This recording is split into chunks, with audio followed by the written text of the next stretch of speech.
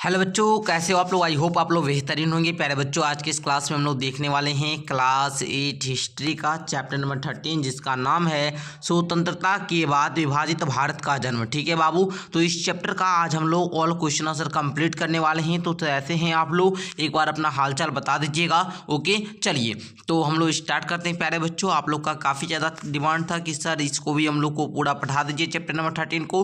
कल मैंने आप लोग को चैप्टर नंबर 12 का सारा क्वेश्चन आंसर करवा दिया था। आप लोग देखिए, बताइए एक बार नीचे। ओके, चलिए स्टार्ट कर लेते हैं अब हम लोग। ठीक है, यहाँ से आप लोग का अभ्यास का प्रश्न स्टार्ट होता है। फर्स्ट बोल रहा है सही विकल्प को चुनना है आप लोग को। ठीक है, फर्स्ट है वर्षों पहले हमने भविष्य को प्रतिज्ञा दी थी, किसके भाषण का अंश है। बताइए ये बात किसने कही थी कि वर्षों पहले हमने भविष्य को प्रतिज्ञा दी थी, किसके भाषण का अंश है। तो बाबू आप लोग जान रहे होंगे कि ये जवाहरलाल नेहरू जी का अंश है। ठीक है, इसका ख नंबर वाला बिल्कुल सही हो जाएगा। ओके बाबू, आगे बोल रहा है आज़ादी के समय भारत के पास कौन सी समस्या नहीं थी।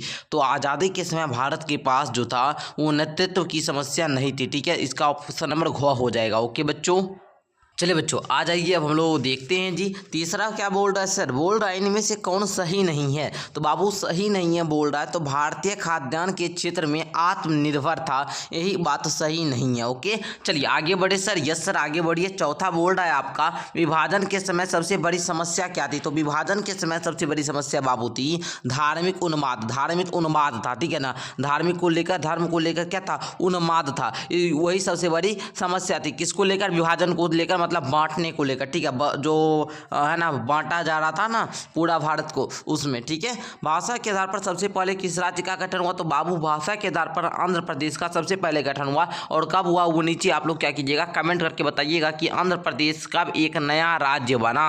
ओके, चलिए अगर हिंदी उन पर थोपी गई तो बहुत सारे लोग भारत से अलग हो जाएंगे, किसने कहा।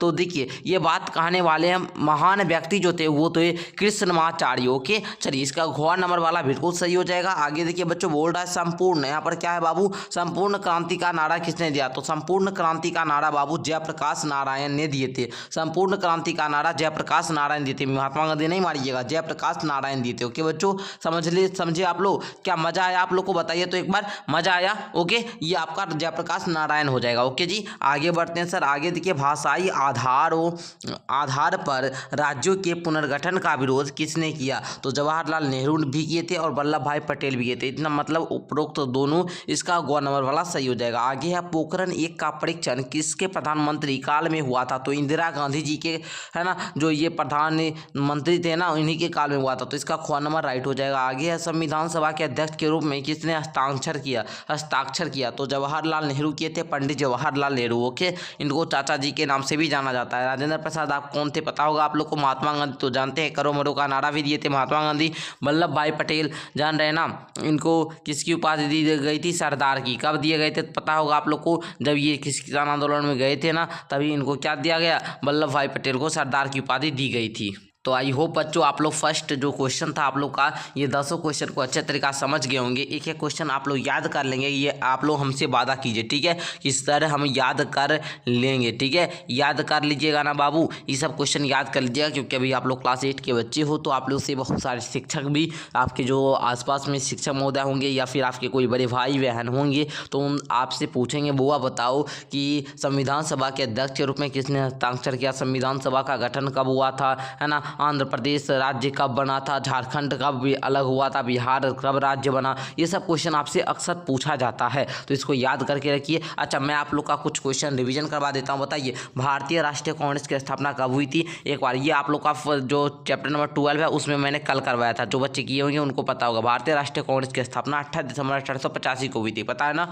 चलिए दूसरा मैं आपको बताता हूँ, रॉलेट एक्ट कब हुआ, पारित हुआ था। बताइए रॉलेट एक्ट कब आया था ये कानून। इस कानून को काला कानून भी कहा जाता है, ठीक है ना, क्योंकि आप लोग जानते होंगे इनमें क्या होता था कि शक के आधार पर गिरफ्तार कर लिया जाता था। तीसरा आप लोग जान रहे होंगे जालियांवाला बाग हत्याकांड कब हुआ था जी, वो नीचे कमेंट करके बताइए कहाँ हुआ था। जालियांवाला बाग हत्याकांड 13 अप्रैल 1919 को हुआ था, पंजाब की अमृतसर में। ये सब याद रखिएगा, ठीक है बाबू, मैं आपको बता दे रहा हूँ। आगे देखिए चंपारण आंदोलन कब हुआ था, ये भी हमको बताइए, ठीक है ना। ये सब कल मैंने आपको पढ़ाया था, ठीक है। चंपारण आंदोलन कब हुआ था। उसके बाद भारत छोड़ो आंदोलन कब हुआ था जी, भारत छोड़ो आंदोलन। चलिए अच्छा, स्वराज मेरा जन्मसिद्ध अधिकार है, इसका नारा कौन दिए थे, ये नीचे कमेंट करके बताइएगा। ओके, आइए अब हम लोग क्या करते हैं, विचार करते हैं। अब हम लोग क्या करेंगे जी, विचार करेंगे। विचार करने के लिए आप लोग रेडी हो? ठीक है, चलो आगे देखो। बोल रहा है फर्स्ट क्वेश्चन, आज़ादी के समय भारतीय कृषि किस पर निर्भर थी? आज़ादी के समय मतलब मान लीजिए आज़ाद भारत कब आज़ाद हुआ, तो आपको पता होगा 15 अगस्त 1947 को। तो इस समय जो था भारतीय कृषि किस पर निर्भर था, तो आप लोग क्या लिखेंगे? तो बच्चा पाठ्य देखिए यहाँ पर आप लोग का उत्तर दिया गया है, बहुत ही संक्षिप्त है और बहुत ही सटीक उत्तर है। लिखेंगे आज़ादी के समय भारतीय कृषि मानसून पर निर्भर थी, कृषि उस पर 90% जनता निर्भर थी। ओके, चलिए। सिंचाई की व्यवस्था विकसित नहीं थी, वर्षा नहीं होने से किसानों को तो अकाल का सामना करना पड़ता ही था। कृषकों पर निर्भर अन्य पेशा के लोग जैसे नाई, बढ़ई, लोहार एवं कारीगर वर्ग भी क्या संकट में आ जाते थे। ओके, आगे दूसरा बोल रहा है बाबू कि आज़ादी के समय सबसे बड़ी समस्या क्या थी? अब बताइए, आज़ादी के समय भारतीय कृषि किस पर निर्भर था? अब आज़ादी के बारे में सबसे बड़ी समस्या क्या है, तो लिखेंगे आज़ादी के साथ साथ देश का विभाजन भी हुआ था। भारत के सामने सबसे बड़ी समस्या लगभग करोड़ शरणार्थियों की थी, जिन्हें दंगों के कारण पाकिस्तान में भारत आने पर बाध्य होना पड़ा था। इनके रहने और इनको काम देने की व्यवस्था है ना करना भारतीय सरकार की सबसे बड़ी क्या थी, समस्या थी। समझे आप लोग? समझ गए तो 100% आप लोग लिखेंगे यस सर समझ गए। और आप लोग को कहीं कोई दिक्कत होता है समझने में तो वो भी नीचे कमेंट करके बताइएगा। आगे देखिए, बोल रहा है हिंदी भाषा का विरोध किसने किया था? अच्छा, अब मैं आपको एक क्वेश्चन नहीं पूछ पाया, वर्नाक्युलर प्लेट एक्ट है ना,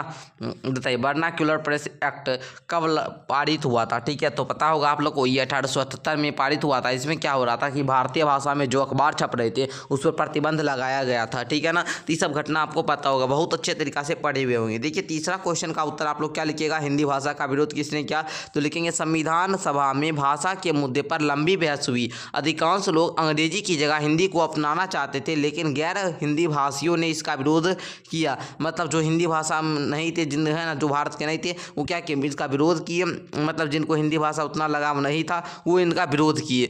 टी कृष्णमाचारी ने दक्षिण के लोगों को है ना ओर से चेतावनी देते हुए कहा, अगर उन पर हिंदी थोपी गई तो बहुत सारे लोग भारत से अलग हो जाएंगे। ठीक है, ये बात आप लोग समझे। कृष्णमाचारी, ये अभी हम आपको ऑब्जेक्टिव में भी करवाए थे, जो आपका बहुविकल्पीय वाला प्रश्न था ना, इसमें भी मैंने करवाया। अगर उन्हें हिंदी उन पर थोपी गई तो बहुत सारे लोग भारत से अलग हो जाएंगे, ये बात कहने वाले कृष्णमाचारी थे। यही बात अभी आप लोग को इस क्वेश्चन में भी पूछा। ठीक है, चलिए आगे देखिए बउआ, आगे बोल रहा 4 नंबर, भाषाई आधार पर बनने वाले 5 राज्यों के नाम बताए। तो देखिए भाषा के आधार पर सबसे पहले बना था आंध्र प्रदेश, उसके बाद महाराष्ट्र, उसके बाद गुजरात, उसके बाद पंजाब। ठीक है, उसके बाद कौन, हरियाणा। ठीक है, तो इस प्रकार 5 राज्य पूर्ण गया ना जी। समझ गए आप लोग? समझ गए तो एक बार यस सर लिख देंगे और प्यारा सा आप लोग क्या करेंगे, दिल बनाकर भेजेंगे अपना। ठीक है, चलिए प्यारे बच्चों, इस प्रकार से दिल बनाकर आप लोग भेजिए। ओके, चलिए बोल रहा योजना आयोग का गठन कब किया गया? बाबू योजना आयोग का गठन 1950 ईस्वी में किया गया था, लेकिन अब इसका नाम बदल कर है ना, इसका योजना आयोग है ना बाबू, नहीं बाबू योजना आयोग का नाम नहीं बदला गया बाबू। ठीक है ना, योजना आयोग का नाम अभी योजना आयोग ही है। चलिए, तो ये था आपका सबसे आसान प्रश्न, सब चैप्टर से आसान प्रश्न इसी चैप्टर में था और आप लोगों ने इजी वे से समझा होगा। ये चैप्टर हमको लगता है काफ़ी इजी है, आप लोग पढ़िए, लेकिन हाँ बहुत इंपॉर्टेंट है बाबू, सबसे ज़्यादा। अब मैं थोड़ा बहुत आपको क्या करता हूँ, जो भी आपका चैप्टर का इंपॉर्टेंट पॉइंट हमको मिलेगा मैं आपको समझाते हुए चलता हूँ। शुरू से थोड़ा बहुत हम जो होगा मैं अपने तरफ से आपको थोड़ा बहुत समझाने का प्रयास कर रहा हूँ। ठीक है, मैं आपको बताता हूँ। देखिए ये जो है बाबू, संविधान सभा को संबोधित करते हुए जो पंडित नेहरू जी थे ना, वही यहाँ पर देख लीजिए आप लोग, यही है संविधान सभा, यहीं पर बहस हो रही थी। ठीक है, चलिए आगे देखिएगा बुआ, आगे देखिए यहाँ पर आप लोग को यहाँ पर एक बहुत ही बड़ी, देखिए यहाँ पर बोल रहा है कि देश में आर्थिक विकास में एक बड़ी समस्या आती है। हमारे संविधान की सबसे बड़ी खासियत है इसमें आम आदमी का सर्वाधिकार संपन्न माना गया है। 21 साल का उम्र पूरा कर चुके हैं, अपनी सरकार चुनने का अधिकार है ना, मतदान करने का। अब अच्छा सिंपल समझिए आप लोग, मतदान मतलब हम लोग को वोट देने का अधिकार जो है बाबू वो 18 वर्ष में मिल जाता है। ठीक है, 18 वर्ष जिनका भी हो गया अब वो मत दे सकते हैं। ठीक है, तो चलिए ये बात आप लोग समझ गए ना। चलिए जी आगे हम लोग देखते हैं, जो भी इंपॉर्टेंट पॉइंट मिलेगा हमको हम आपको क्या करेंगे, समझाते हुए चलेंगे। देखिए संविधान है ना, दिसंबर 1940 से नवंबर 1949, अच्छा देख लीजिए 26 जनवरी 1949 को क्या हुआ, हमारा संविधान पूरा बन चुका था, लेकिन 26 जनवरी 1950 को क्या हुआ, लागू हो गया। ठीक है, तो संविधान दिवस कब मनाते हैं, तो 26 नवंबर को ही मनाते हैं। लेकिन गणतंत्र दिवस, ठीक है, क्योंकि ये हमारा गणराज्य हो गया था ना जी, गणराज्य बन गया था, इसलिए हम लोग 26 जनवरी को गणतंत्र दिवस के रूप में मनाते हैं। ठीक है, चलिए समझ गए आप लोग वो चीज़। चलिए वो चीज़ आप लोग को समझ में आ गया होगा। आगे बढ़ते हैं सर, आगे बढ़ते हैं। देख लीजिए आप लोग, है ना, कुछ भी इम्पोर्टेंट पॉइंट हमको जैसे ही मिलेगा मैं आपको समझाते हुए चलूँगा। ओके, चलिए देखा जाए प्यारे बच्चों, देखिए आप लोग यहाँ पर देखिए एक और इम्पोर्टेंट पॉइंट है यहाँ पर। सर ने देखिए भारतीयों के नए राज्य के गठन की मांग करते हुए पुनर्आयोग का गठन हुआ। ठीक है, इस आयोग के जो अध्यक्ष है वो कौन थे? फजल अली थे। ठीक है, आयोग ने अपनी रिपोर्ट 1956 को सौंप दी। ठीक है, ये बात आप लोग समझ गए ना। चलिए ये बात आप लोग याद रखिएगा बहुत बढ़िया तरीक़ा से। ओके, चलो आगे बढ़ते हैं सर जी, आगे बढ़िए आप लोग, है ना। चलिए देखा जाए इम्पोर्टेंट पॉइंट है तो सर बताइए, नहीं है तो फिर अब हम लोग क्लास को क्या करेंगे? समाप्त कर देंगे। ठीक है, तो इस प्रकार आप लोग का वो चैप्टर भी समाप्त होता है। तो प्यारे बच्चों इस प्रकार आप लोग का आज हिस्ट्री पूरा समाप्त हो गया। देखिए ये है आप लोग का कलरफुल पूरा नोट्स, ऑल चैप्टर का इंपॉर्टेंट पॉइंट इसमें बताया गया है। एक एक आपको नोट्स मिलेगा पूरा ऑल चैप्टर का सबसे इंपॉर्टेंट पॉइंट। इससे बाहर आपको कुछ भी याद करने की ज़रूरत नहीं है। चैप्टर तो आपका 1 से लेकर पूरा, देखिए ये चैप्टर 13 है आप लोग का। इसमें जो भी पॉइंट है आपको अगर याद कर लीजिएगा तो इससे बाहर आपको याद करने की ज़रूरत नहीं है। ठीक है ना। तो चलिए बाबू, आप लोग कोई भी एग्जाम के लिए इस नोट्स को ले सकते हैं। नोट्स लेने के लिए आप लोग को बस कुछ भी नहीं करना है, बस आप लोग को मैं एक नंबर यहाँ पर दे रहा हूँ, इस नंबर पर आप लोग क्या करेंगे? कॉल या व्हाट्सएप करके जानकारी ले सकते हैं कैसे आपको नोट्स लेना है। ठीक है, धन्यवाद बच्चों, मिलते हैं नेक्स्ट क्लास के साथ।